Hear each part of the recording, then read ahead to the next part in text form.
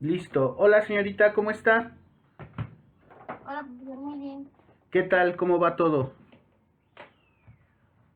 Todos en casa. Pues sí, no hay de otra, debemos de cuidarnos. Bien, siguiendo con este trabajo que hicieron favor de apoyarme, el día de hoy pues vamos a hablar un poquito sobre la vida y obra de este sujeto, Edward Lee Thorndike, y la importancia que tuvo su teoría y sus trabajos en el desarrollo de la psicología conductista, ¿vale?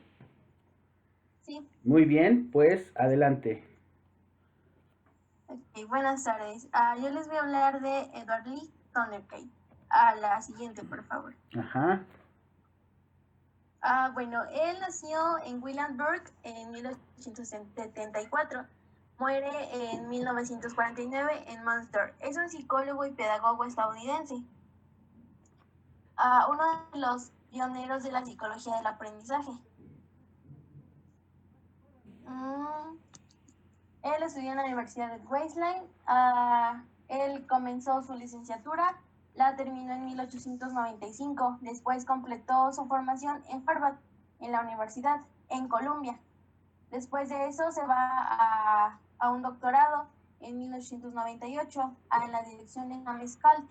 Al ujú, año siguiente ingresó a la Escuela de Magisterio en la Universidad de Columbia, en la cual hizo el nombrado de profesor de psicología educativa y él se hizo el director del Instituto de Investigación Pedagógica en 1940. Tras abandonar Colombia, ocupó el tiempo de cátedra en William James de Harvard. Les voy a presentar pues sus primeras obras que él realizó. muy bien. Su primera obra que él realizó fue La psicología educacional. Él la publicó en 1903. De ahí siguiente fueron unos influyentes libros, los cuales fue Introduction of la Theory of Mental, que fue Introducción a la teoría de mediciones mentales y sociales al siguiente año, en 1904. En la actualidad se reconoce a Thorndike como una figura señera en los comienzos del desarrollo de los test psicológicos. La que sigue es su Ujú. siguiente teoría. Dice, para desarrollar sus investigaciones, Edward Thorndike apoyó en el estudio de los animales, en el concreto de los gatos, en la utilización de herramientas como la caja de rompecabezas, o caja problema. Ujú. Así fue como él la llamó. Le puso dos nombres. El primero fue el de rompecabezas y el segundo fue la caja problema, en la que el animal debe accionar a un mecanismo para salir de ella. Además de este caso, también ideó recorridos a modo de laberinto, donde había una habitación con comida. El resultado de sus estudios fue la elaboración de la teoría de aprendizaje por ensayo y error. Correcto, Según yo afirmaba, eso. Ajá. según afirmaba el autor, que por cada perro que encontraba en el camino al regreso al hogar hay quizá un central que se pierde. Sostenía que los animales no razonaban ni avanzaban en la resolución de problemas, sino que aprenden de manera más o menos mecánica, partiendo de un método de ensayo-error, así como hizo con los gatos.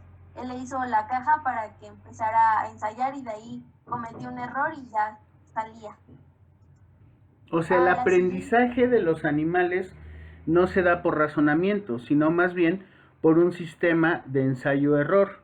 O sea, sí, el gato no es que aprende a abrir la puerta, sino que descubre, por medio del ensayo y del error, de qué manera ésta se abre. sí, Ok. así es. ¿Qué más? La siguiente Ajá. es el proceso del aprendizaje. Se puede reducir a varias leyes. La primera, que dice la ley de la disposición, que establece la preparación a las conducciones neurológicas en la conexión estímulo-respuesta. La ley del ejercicio, del uso y del desuso, en la que la conexión estímulo-respuesta se refuerza con la práctica a la inversa, y a la ley del efecto, la más importante de ellas, que describe como el proceso del ensayo y error. Vamos a pasar a que sigue, Ajá. que dice, la ley que llevó al principio al reforzamiento formulado fue la teoría del reforzamiento elaborada por Skinner, también conocida como condicionamiento operante o condicionamiento instrumental.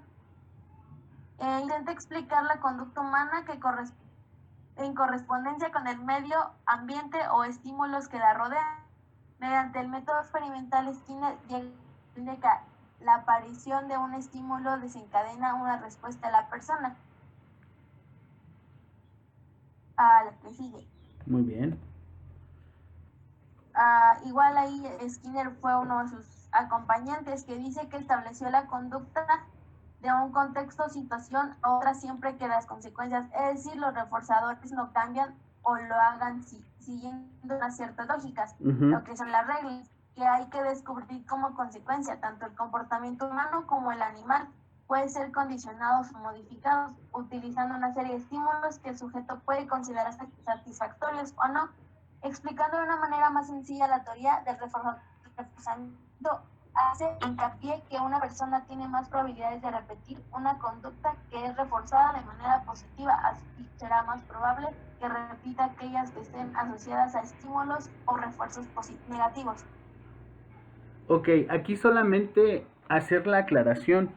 Es una ley porque aplica técnicamente a todo ser humano, e indistintamente de su raza, de su género, de su sexo, de cualquier condición física que pudiera serle diferente a otro. Esto aplica a todos los seres humanos, y es por eso que el desarrollo de esta teoría fue tan importante y sentó el precedente para hablar de leyes en psicología y no solamente de cuestiones subjetivas, ¿no? Sí. Muy bien. ¿Qué más? La siguiente, bueno, ahora les voy a explicar lo de la ley del efecto. Esta es considerada la más importante. Según dicha ley, la sucesión de estímulos y respuestas no basta para que se produzca el aprendizaje. Para que ocurra el aprendizaje se necesita el refuerzo. Tony Kay, padre de la teoría del conexionismo, afirmaba que cuando un acto va seguido de una recompensa tiende a repetirse, mientras que cuando va seguido de un castigo disminuye la probabilidad de repetición. Como aquí en la imagen aparece el gato, que entre más lo hacía, más lo recibía. Claro, porque se iba sobre ese efecto, justamente, ¿no? Sí. Muy bien. La que sigue es el perfeccionamiento. Uh-huh. Posterior de esta ley llevó al principio del reforzamiento formulado por Skinner. En relación con estas leyes introdujo los conceptos de motivación como refuerzo positivo a la respuesta correcta y de transferencia, o introducción de elementos similares a los ya resueltos en los nuevos ejercicios para facilitar la tarea de aprendizaje. Estas nociones resultaron fundamentales en el desarrollo de la psicología y eran en la base de técnicas usadas por dicha disciplina. Exacto, muy bien. Eso tiene que ver con el desarrollo también de un perfeccionamiento que se le hace a su teoría, sobre todo continuándola con Skinner. Ajá. Muy bien. En la que sigue, dice, Tony Kay investigó a sí mismo sobre las diferencias individuales e ideó diferentes tipos de test para medir la capacidad intelectual y las aptitudes. Fue autor de numerosas obras, entre las que destacan Educational Psychology en 1903, la teoría of Mental and Social Measurements, algo así. Ajá, de medida de la inteligencia. Ajá, en 1904, de ahí realizó Principles of Time, basado en psicología, en 1905. Los principios del aprendizaje, ajá. Después de ahí realizó la de Animal Intelligence en 1911. Y hizo Education a Fritz Book en 1912. La que sigue fue en Psychology of Learning. Of Learning, ajá. La Measurements of Intelligence en 1926, y la última que él realizó fue Human Nature and the Social Order en 1940. Muy bien. Creo que sin duda alguna sus obras sientan también las bases de una pedagogía moderna, una pedagogía que rompía ya con la tradición de, por ejemplo, en este caso de quienes revisábamos la semana pasada de Homo Scumenio, pero también sienta las bases de la investigación de la conducta. O sea, los autores que hemos revisado, estos 4 autores que ustedes presentan, más los que más adelante yo les voy a comentar, si bien todo el tiempo hablan de educación, también se da la base para incluso hablar de la forma en la que la conducta humana puede ser manejada o manipulada para llevar al ser humano a niveles superiores de los que normalmente está como acostumbrado a ver o a vivir. Ajá. La teoría de Thorndike, sobre todo la parte que tiene que ver con la cuestión del desarrollo de una teoría que se basa en la extinción del concepto subjetivista de la mente como lo entendíamos, sobre todo de las escuelas alemanas o austriacas del siglo XIX, de finales del siglo XIX, pues ahora se sienta o se concretan las bases de una psicología científica mucho más actualizada. Sí. Ahora, aquí, como en las otras presentaciones, algo que no dejan o no pueden dejar atrás ni Hall, ni Thorndike, ni Bandura, ni Ausubel, es la parte social, vamos, Vygotsky mismo, ¿no? Toda esta estructura de la función que tiene la socialización del ser humano para entender para qué está destinado a aprender en este mundo, ¿no? Sí. Muy bien, pues le agradezco mucho, señorita.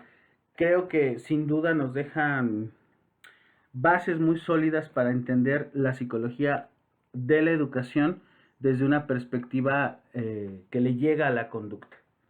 Muchísimas gracias Sí. y pues seguimos en contacto.